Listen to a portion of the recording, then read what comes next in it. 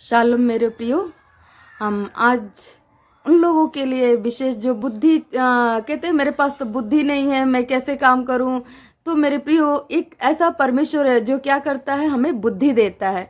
वो परमेश्वर, बाइबल का परमेश्वर वादा करता है। यहाँ पे याकूब अगर एक अध्याय उसका 5 पद में लिखा हुआ है, पर यदि तुम में से किसी को बुद्धि की घटी हो तो परमेश्वर से मांगे, जो बिना उलाहना दिए सबको उदारता से देता है और उसको दी जाएगी।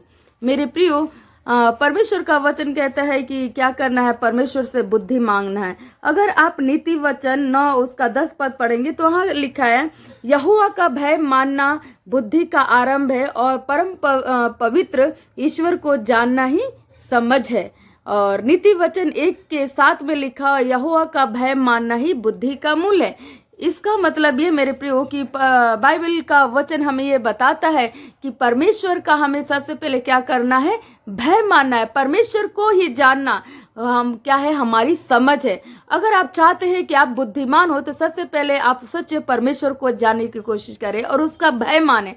तो उसका भय मानेंगे जब आप, तब ऑटोमेटिक परमेश्वर क्या करेगा, आपको बुद्धि देगा। उस परमेश्वर से आप डेली प्रार्थना करें, परमेश्वर आप मुझे बुद्धि नहीं, आप मुझे बुद्धि दीजिए, क्योंकि आपके वचन में ऐसा लिखा है। आप वचन को क्या करें, बोल करके विश्वास से मांगे। अगर याकूब के नीचे आप अगर पद में पढ़ेंगे 6 आयत में, तो उसमें लिखा हुआ है कि अगर आप मांगते हैं तो कैसे मांगना है, विश्वास के साथ मांगना है। अगर जरा सा भी संदेह रहा तो मत सोचिए कि आपको कुछ मांगने से मिलेगा।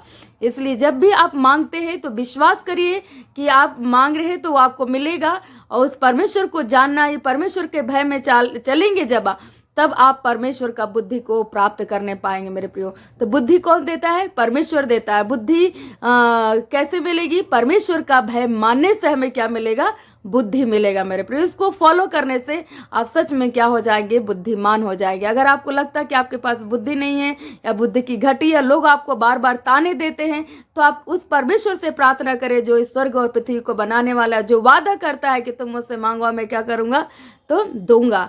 मेरे प्रियो, प्रभु से मांगे और परमेश्वर जरूर आपको बुद्धि, उसका भय माने। भय मानने से ही आपका क्या होगा, आपकी बुद्धि बढ़ेगी। प्रभु इस वचन के द्वारा आशीष दे।